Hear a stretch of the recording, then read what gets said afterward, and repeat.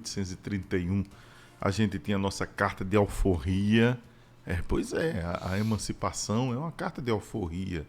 Aquela que se dava ao escravo, ó, eu vou liberar você, e dava. Então foi ali que a gente desligou de Itapicuru. E graças a Deus eu tenho sentido muita gente buscando informações, né? Que coisa boa.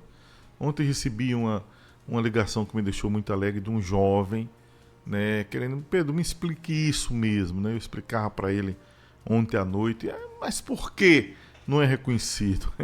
Rapaz, é uma pergunta danada para lhe responder, mas falei do dossiê que está na Câmara e graças a Deus agradeço o queridíssimo amigo Antônio Chaves, ainda meio parente meu, né, que já entrou com a emenda lá na Câmara, né, e Deus queira que essa Câmara venha a analisar esse dossiê que tem lá já há algum tempo lá na Câmara Municipal.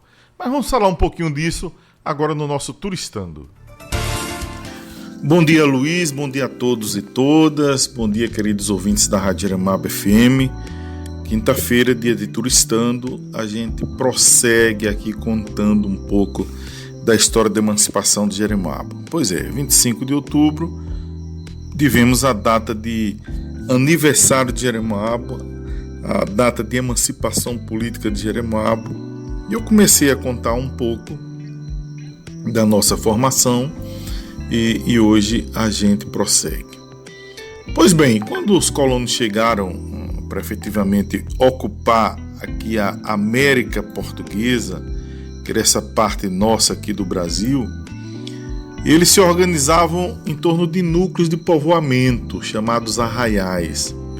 Então, primeiro eram os arraiais, o nosso aqui teve o caminho dos currais, né, que eram os bois que vinham do norte para o sul, passavam aqui para descansar, e ali foi formando esse arraial.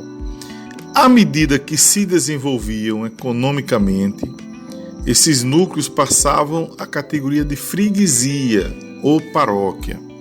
Contei na semana passada que a nossa paróquia foi de 11 de abril de 1718. Essa aí já tinha uma organização boa, um padre que aqui residia. E lembrando que antes de paróquia a gente teve também o julgado, que em Jeremaba foi em 1698. Contei isso a semana passada. Bem, após a paróquia, a organização administrativa se completava ao ser elevada à categoria de vila. Aí era, por exemplo, criada e instalada a Câmara Municipal, chegavam as primeiras escolas, agência de correios, coisa do gênero, que a gente teve aqui em Jeremaba, porque vila significava ter autonomia política.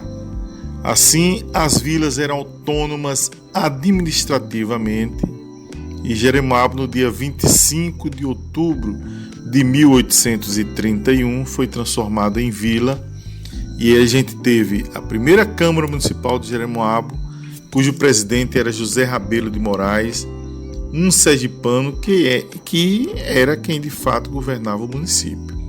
Bem, vale ressaltar que naquela época não se usava, por exemplo, a palavra município ou cidade.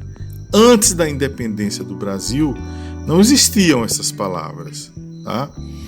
Então, a palavra município só veio passar a ser usada no Brasil, assim como cidade, a partir da proclamação da República, em substituição à palavra vila. Município logo no início e cidade mais ou menos aí por volta dos anos 30, que a gente teve toda essa questão de chamar de cidade a sede dos municípios. Então, tivemos em 25 de outubro de 1831 o decreto, nosso decreto de emancipação, que dizia assim, decreto de 25 de outubro de 1831, exige, eu vou ler como tal os termos mesmos que foram ditos ali no palavreado daquela época. Então, decreto de 25 de outubro de 1831 exige em vila o julgamento de Jeremaba da província da Bahia. A regência, em nome do imperador senhor Dom Pedro II, há por bem sancionar e mandar que se execute a seguinte resolução da Assembleia Geral Legislativa, tomada sobre outra do Conselho Geral da Província da Bahia. Artigo 1º. Fica erecto em vila o julgado de Jeremoabo, desanexando-se do termo da vila de Itapicuru a que pertencia.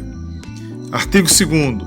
O termo da vila de Jeremoabo conterá as 3 freguesias de que atualmente o seu distrito eleitoral se compõe, a saber, a mesma de São João Batista de Jeremoabo, a de Nosso Senhor do Bom Caminho dos Montes de Boqueirão, que era Cícero Dantas, e a do Santíssimo Coração de Jesus, que era Paripiranga, além de Nossa Senhora da Conceição do Monte Santo, lá em Monte Santo, com todo o território pertencente. Assina Juscelino Coutinho, do Conselho do mesmo Imperador, ministro e secretário de Estado dos Negócios do Império. O tenho assim entendido e faço executar. Palácio do Rio de Janeiro, em 25 de outubro de 1831, 10º da independência do Império. Também assinam aqui Francisco de Lima e Silva, José da Costa Carvalho, João Braulio Muniz. Esse pessoal aí, vale salientar que, por exemplo, Francisco de Lima e Silva era o tutor de Dom Pedro, né? Dom Pedro era criança ainda, em 1831. Então, essa tríade, essas pessoas aí é que praticamente conduziam o governo. Pois está aí, não tem como a gente não tem como a gente não começar a comemorar o dia 25 de outubro de 1831 como verdadeira data de emancipação política de Jeremoabo. E a gente tem muito para falar sobre isso, como o espaço aqui é pequeno, não dá. Eu fico por aqui e à disposição de qualquer munícipe, qualquer pessoa que queira bater um papo comigo a respeito dessa história. Aqui foi Pedro Som para o Turistando da Rádio Jeremoabo FM. Para distribuir para as pessoas, o professor Fábio já me pediu, umas 10 pessoas já me pediram, e eu vou transformar isso no e-book, tá? Que é o mesmo dossiê que está na Câmara, porque eu pontuo lá no dossiê a questão da legislação portuguesa, por que é vila, por que não cidade. Dou exemplo de outras cidades brasileiras que são vilas e reconhecem a data. E não precisa ir muito longe, não. Paripiranga e Cícero Dantas aqui reconhecem a data como vila, não é? Itapicuru reconhece a data como vila, né? A gente saiu de Itapicuru. Lá eu pontuo também como nasceu a questão da nossa emancipação, né? E boto o decreto da emancipação lá, que eu ia trazer hoje o decreto, mas você não consegue mais o original, estou atrás do original. Eu consigo uma transcrição que tem do Senado Federal, ele está lá no Senado, nos anais do Senado, e vou botar essa referência no final do e-book, né, para distribuir para quem quiser. O apelo que a gente faz para a Câmara, esses dias eu conversava com o Antônio Chaves e disse, olha, a gente já protocolou lá a emenda, né? E claro que vai para as discussões, né? A gente faz um apelo, cara, uma chance desta Câmara passar para o futuro como a Câmara que realmente chancelou o aniversário de Jeremoabo, né? Em vários lugares você vê isso, eu coloco isso no e-book, por exemplo, vou colocar isso. Por exemplo, vários pronunciamentos de deputados na Câmara no dia 25 de outubro, saudando Jeremoabo. O IBGE, até tempos atrás, estava lá 25 de outubro. Esses dias parece que eu entrei, estava lá 6 de julho. Não sei quem, nem porquê. Ninguém me diz isso, já questionei, ninguém disse que mudou lá. Mas o próprio IBGE estava ali 25.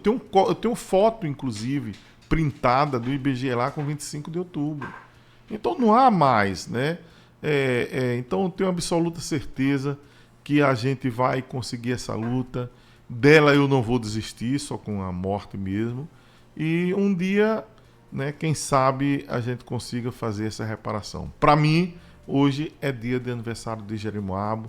Pode não ser para você, mas graças a Deus para muitos já é, que tem conversado comigo e fechando comigo toda essa questão. Então tá aí, vamos ver o que é que vai dar para frente. Esse